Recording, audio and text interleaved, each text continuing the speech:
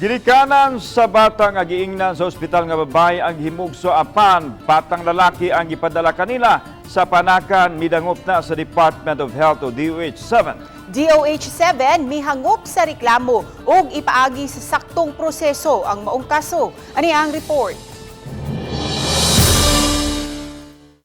Miduso sa ilang formal complaint sa Department of Health Regional Office 7 ang magtiayon kansang anak nga gihimugso sa usa ka paanakan na himong kontrobersyal. Kini dihang unang gipahibaw kanila nga babae ang bata apan human sa duha ka adlaw gikan sa nursery room, lalaki ang masusong gihatag kanila. Ang inahan bisan og galisod pa paglakaw tungod sa iyang cesarean operation, kauban ang iyang bana ang personal nga miadto sa DOH-7. Giklaro nila nga gusto lang nilang mahatagan og kalinaw sa panghuna-huna pinaagi sa pagpaubos sa DNA test sa bata kung maubagyod kini ang gihimugso.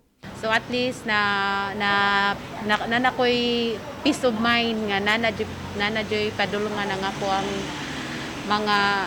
ang mga sacrifices o sa ako ang trauma nga nahitabo. Human mabalita kagahapon sa RTV Balitang Bisdak, may kontak na kuno ang hospital staff sa magtiayon nga nagpahibaw nga andam na ang DNA kit nga gihangop usab nila. Wa mo may problema og kuan nga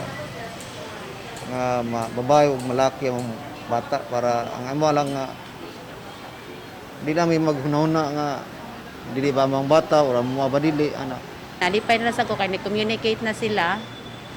So base na ana improvement po dani kay magtan-aw ko sa bata og magsayang mga igsuon murag maluoy ko. Mato ni Dr. Sofia Mangkaw, ang OIC, Assistant Regional Director sa DOH-7, nga ipatuman nila ang saktong proseso mahitungod sa isyo.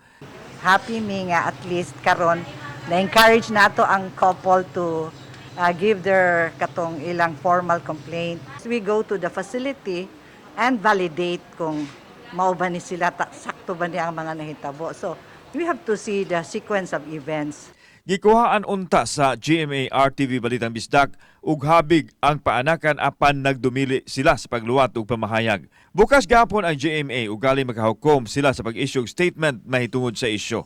Kauban si Cleofer Lumayag, ako si Alan Domingo. Balitang Bisdak.